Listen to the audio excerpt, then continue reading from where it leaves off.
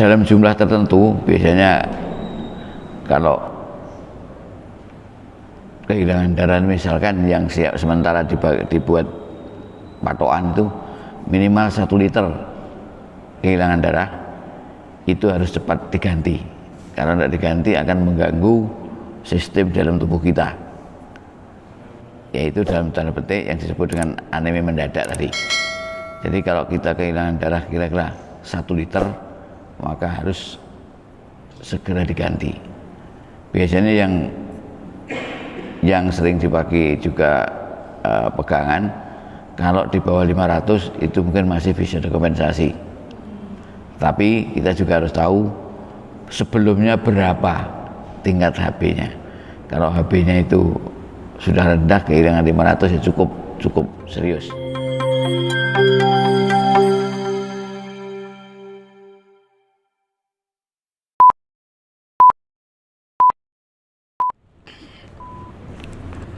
Bismillahirrahmanirrahim.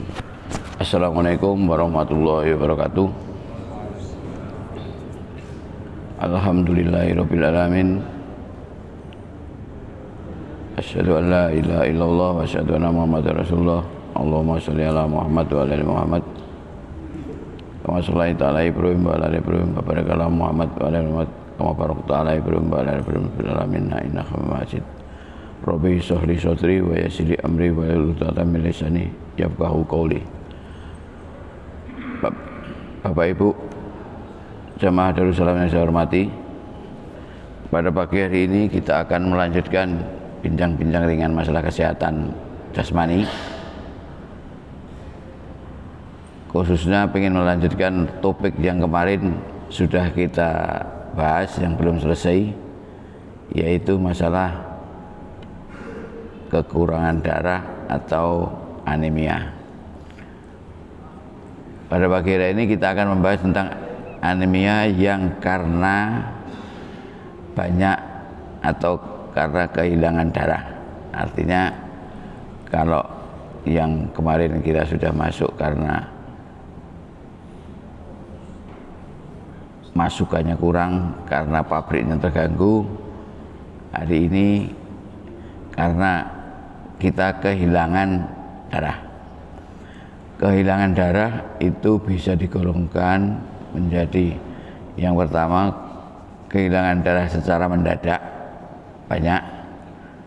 Yang kedua bisa karena kehilangan darah secara kronis, jadi sedikit-sedikit tapi terus-menerus, atau tidak kehilangan darah tetapi karena rusaknya sel darah yang sudah diproduksi atau sel darah yang sudah ada rusak secara bisa cepat, bisa pelan-pelan.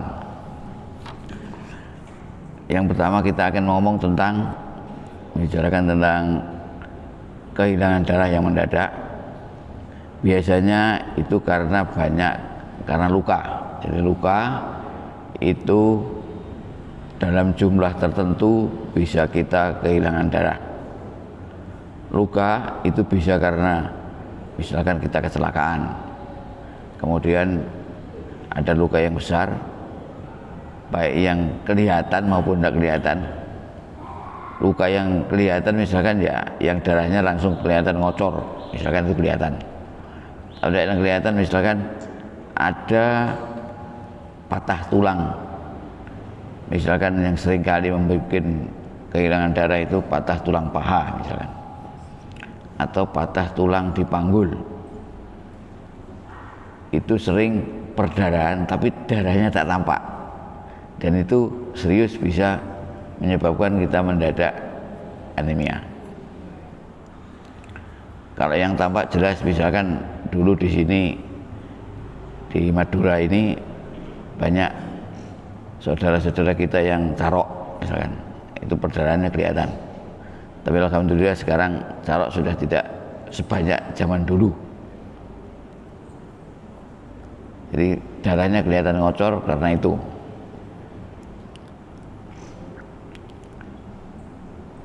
Dalam jumlah tertentu biasanya kalau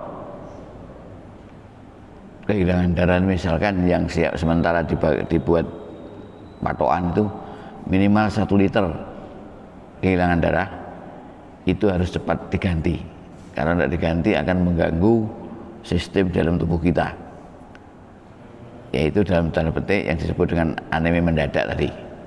Jadi kalau kita kehilangan darah kira-kira 1 liter, maka harus segera diganti. Biasanya yang sering dipakai juga pegangan, kalau di bawah 500 itu mungkin masih bisa dokumentasi. Tapi kita juga harus tahu sebelumnya berapa tingkat HB-nya. Kalau HB-nya itu sudah rendah, kehilangan 500 ya cukup serius.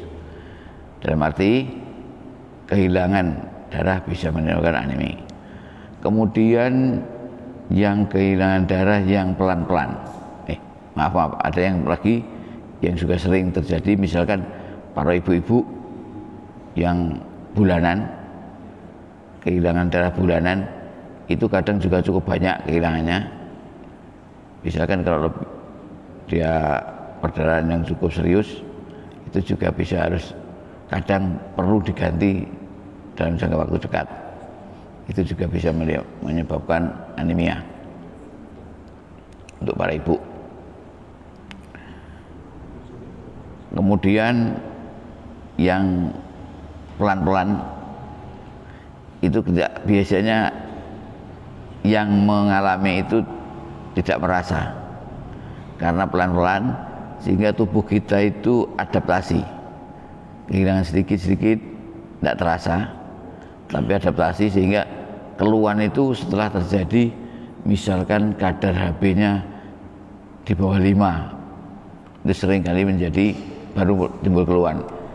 Itu terjadi pada yang sering kita jumpai, yaitu penyakit kecacingan.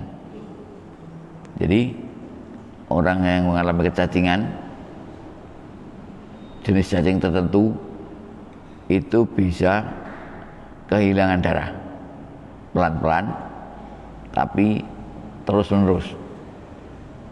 Jadi HB-nya lama-lama menjadi kurang, akhirnya dia mengeluh kalau jalan ngangsor, badannya lemes, dia kelihatan pucat, tapi itu dalam jangka waktu yang cukup lama, biasanya baru timbul keluhan. Sehingga kita mesti hati-hati kalau ada saudara kita yang lama-lama kok pucat, kelihatan pucat, dia lama-lama mengalah, dari sebelumnya tidak mengeluh menjadi mengeluh, ada keluhan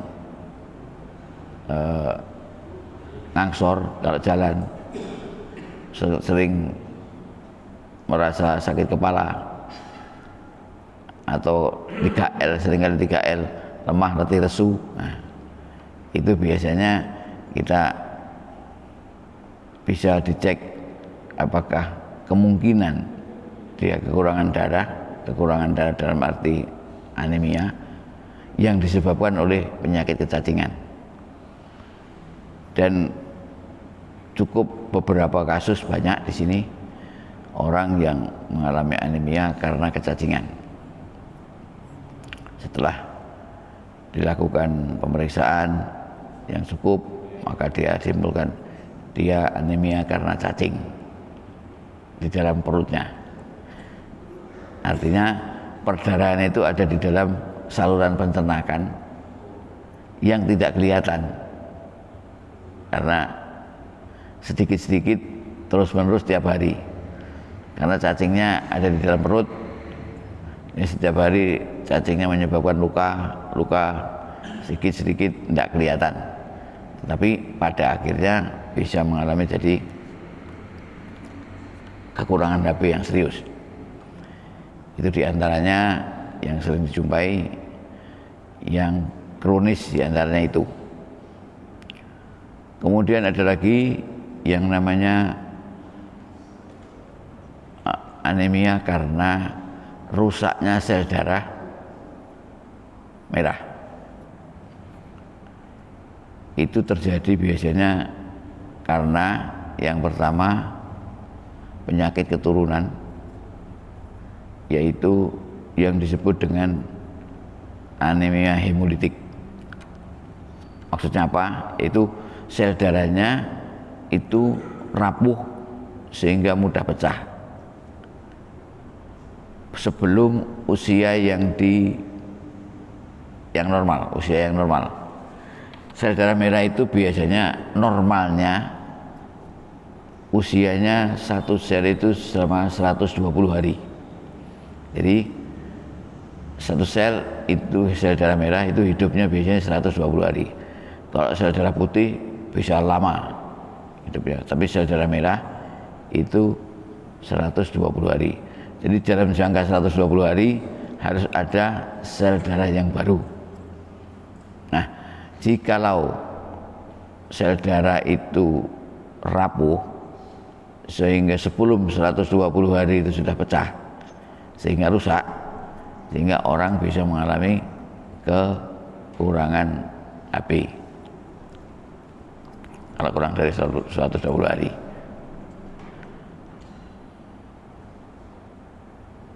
Itu yang karena hemolitik. Itu rata-rata karena penyakit-penyakit yang sifatnya diturunkan. Jadi ada gangguan genetik. Ada beberapa penyakit yang genetik yang menyebabkan anemia hemolitik namanya itu. Jadi hemolitik itu sel darahnya rusak sebelum usia normalnya. Kemudian yang lain juga yang terkait dengan hemolitik itu bisa karena terjadinya kalau orang yang sudah anemi kemudian dilakukan transfusi, artinya ditambah darah dari luar, tetapi ternyata terjadi ketidakcocokan antara yang masuk dengan yang dipunyai. Itu juga bisa menyebabkan rusaknya sel darah yang ada. Jadi tidak cocok karena transfusi. Jadi kalau transfusi, makanya itu orang kalau dilakukan transfusi maka harus dites beneran. Walaupun darahnya sudah sama, katakan golongan darahnya sama, golongan darah A yang memberikan juga golongan darah A, tetapi harus dilakukan istilahnya reaksi silang, bahwa yang A ini dengan yang A yang dipunyai harus cocok, karena walaupun A dengan A seringkali juga tidak cocok bisa terjadi, karena masih ada yang namanya sistem penggolongan resus. Di samping golongan darah ABO ada AB ya, itu ada resus. Resus itu ada resus positif, ada resus negatif. Kalau A resus positif kemudian diberi A resus negatif, maka juga tidak akan cocok. Ada lagi golongan yang lain-lain, masih ada beberapa kekhususan. Jadi ada golongan O, Bombay, ada O apalagi, banyak penggolongan itu. Walaupun sesama O, tetapi kalau ditambahkan belum tentu semua cocok. Makanya itu setiap kali akan melakukan transfusi darah harus secara nyata dicek dulu, dilakukan reaksi silang antara sel darah yang akan menerima dan sel darah yang akan memberi. Harus dicek dulu agar tidak terjadi reaksi yang namanya hemolitik atau rusaknya sel darah secara mendadak tadi.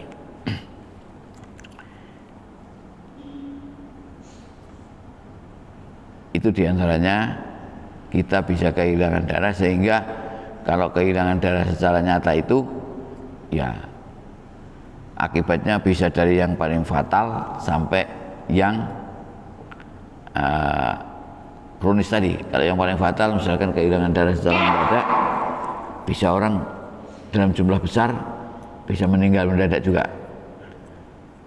Jadi seringkali misalkan kalau tadi yang kecelakaan, kemudian ada patah tulang di paha atau patah tulang di panggul, itu tidak kelihatan perdarahannya. Tetapi kadang-kadang perdarahan bisa sampai 2 liter atau lebih kadang-kadang di patah tulang itu, sehingga di situ seringkali ya bisa menimbulkan kematian karena perdarahannya tidak kelihatan. Jadi yang disebut perdarahan belum tentu selalu kelihatan ada darah ngocor. Darah yang tidak ngocor itu juga bisa ada perdarahan yang tersembunyi.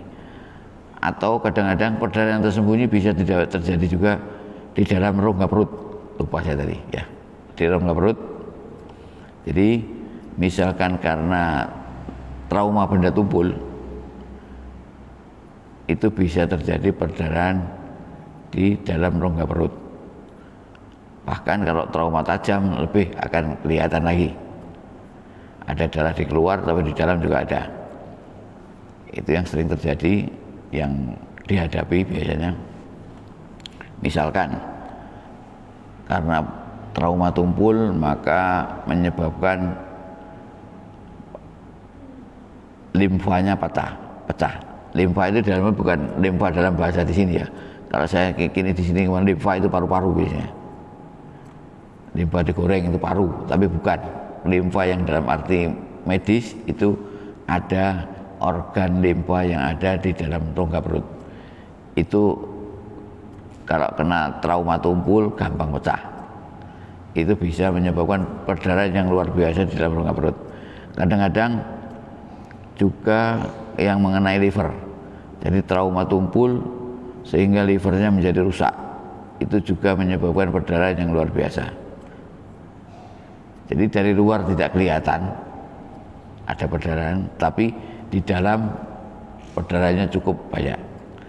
Makanya itu kita juga cukup hati-hati, karena misalkan ada orang bentur yang cukup keras atau mungkin hanya kecelakaan tapi tidak ada luka, kok tiba-tiba orangnya mendadak menjadi jelek kondisinya, itu kita juga bisa kecurigaan ada trauma di dalam rongga perut.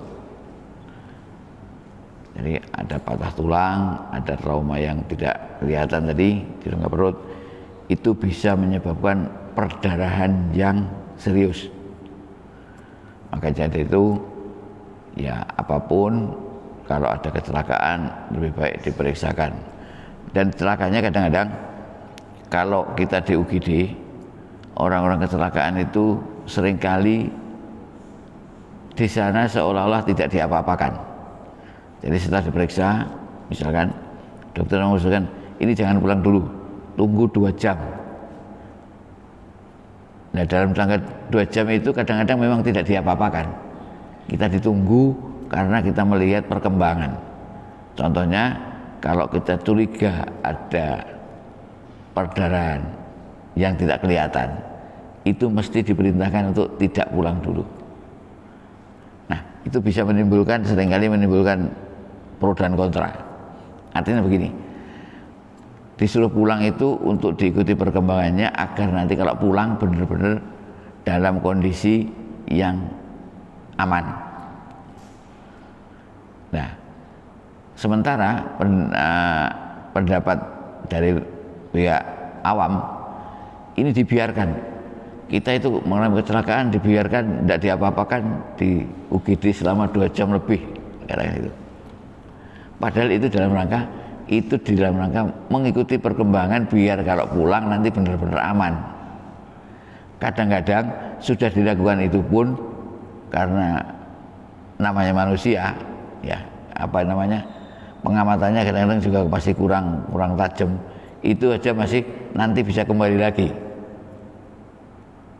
Jadi kalau kecelakaan tunggu dulu, jangan pulang, tunggu di sini sampai 2 jam, biasanya gitu. Itu dalam rangka diobservasi, diikuti perkembangannya. Nah itu seringkali menimbulkan masalah. kita dibiarkan di IGD tidak diapa-apakan selama 2 jam. Itu perbedaannya gitu. Makanya itu kadang-kadang perintah-perintah dari pihak orang kesehatan, tenaga kesehatan itu tidak selalu bisa dicerna dengan logika yang mudah. Kadang-kadang justru menimbulkan masalah, dan seringkali yang seperti itu bisa masuk di media sehingga menimbulkan ini perselisihan. Padahal itu adalah upaya dari pihak kesehatan untuk agar orang itu kalau pulang dari rumah sakit, pulang dari puskesmas itu dalam benar-benar keadaan aman. Itu upayanya. Ya, sekali lagi komunikasi akan memegang peran itu. Jadi kita kadang-kadang perlu ditanyakan, kenapa saya kok misalkan 2 jam tidak boleh pulang? Nah, itu biar jelas itu. Kadang-kadang kalau sudah di gawat darurat itu ramai, komunikasinya terbatas. Sebentar Pak ya, ini jangan boleh pulang dulu, jangan dulu, tunggu 2 jam dulu, sampai di situ. Kita seringkali tidak melanjutkan bahwa ini kalau pulang kurang dari 2 hari, kemungkinan tidak benar-benar aman. Maka kita ikuti sampai 2 jam biar aman. Sama dengan juga misalkan kalau ibu-ibu yang melahirkan itu biasanya juga menunggu 2 jam. Kalau 2 jam aman berarti aman. Artinya perdarahan itu seringkali kadang-kadang terjadi seringkali dalam waktu 2 jam itu. Jadi kalau 2 jam itu dianggap menyebabkan nanti perdarahan akan berlanjut, maka harus ditahan dulu, tidak boleh pulang. Jadi rasanya kita sudah membahas secara lengkap dari awal. Jadi kalau kita anemia atau kekurangan darah itu bisa karena masukannya yang kurang, bisa karena pabriknya darah itu yang terganggu, bisa karena hilangnya banyak darah yang sudah diproduksi yang ada di tubuh kita, itu juga bisa menyebabkan kekurangan darah yang serius. Semuanya bisa menimbulkan itu. Jadi karena kompleks, jadi kalau ada orang anemia itu harus kita cek secara ketiga-tiganya itu, apakah karena kekurangan yang masukan, atau karena gangguan pabrik, atau karena kehilangan darah terjadi itu. Ketiga-tiganya harus kita evaluasi sehingga semuanya akan bisa diharapkan penyebabnya anemia itu bisa ditemukan. Kalau penyebab anemia ditemukan, maka penanganannya akan lebih jelas. Mungkin itu yang bisa disampaikan.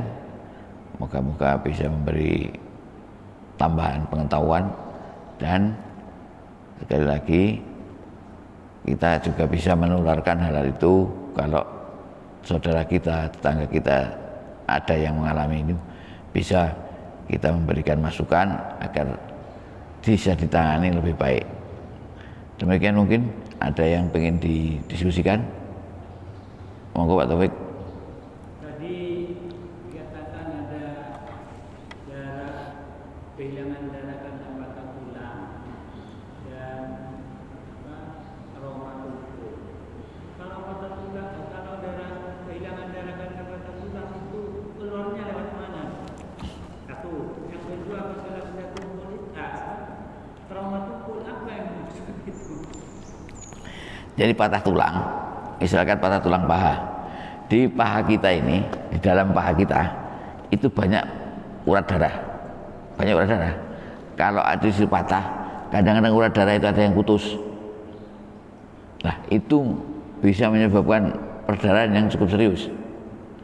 Tidak kelihatan, dari luar tidak kelihatan. Jadi ada di dalam paha kita. Karena orang patah tulang itu kan terasa sakit, Pak. Nah, sakit tidak digerakkan, kadang-kadang tambah bengkak. Bengkaknya ini bukan bengkak karena patahnya, tapi bengkak karena banyaknya darah di dalam paha ini. Jadi paha kita itu bisa menyimpan darah banyak. Jadi di dalam paha ini kalau ada perdarahan cukup banyak di sini.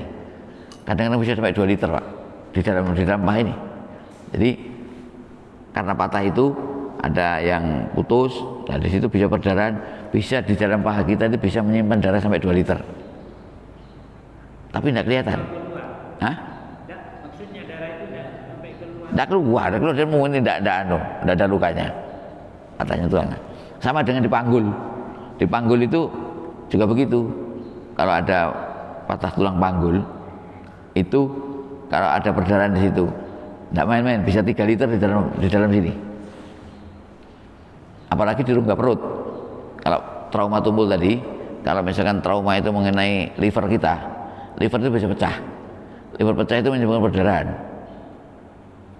Nah, perdarahan di rongga perut itu banyak di sini nih. Kalau memang mau diisi 5 liter bisa masuk di sini. Dan rongga perut itu. Makanya itu bisa menimbulkan. Itu biasanya keluarnya kalau dalam rongga perut ya nyeri. Sama dengan kalau di patah tulang rasanya juga nyeri coba. Tapi sebenarnya di situ nyeri ada patahnya, ada perdarahannya. Sama dengan kalau livernya pecah, nyeri, perdarahan banyak. Di situ ada limfa itu bukan paru ya. Kalau limfa di sini biasanya paru, tapi limfa yang benar sebenarnya itu pecah juga bisa menimbulkan perdarahan banyak. Itu diantaranya. Makanya itu keluarnya biasanya cuma nyeri, perutnya kok tambah besar karena kecelakaan. Kadang-kadang karena kecelakaan mungkin tambah besar, tapi sebenarnya itu perdarahan. Makanya itu seringkali orang tidak ada luka dan itu kok terus disuruh operasi.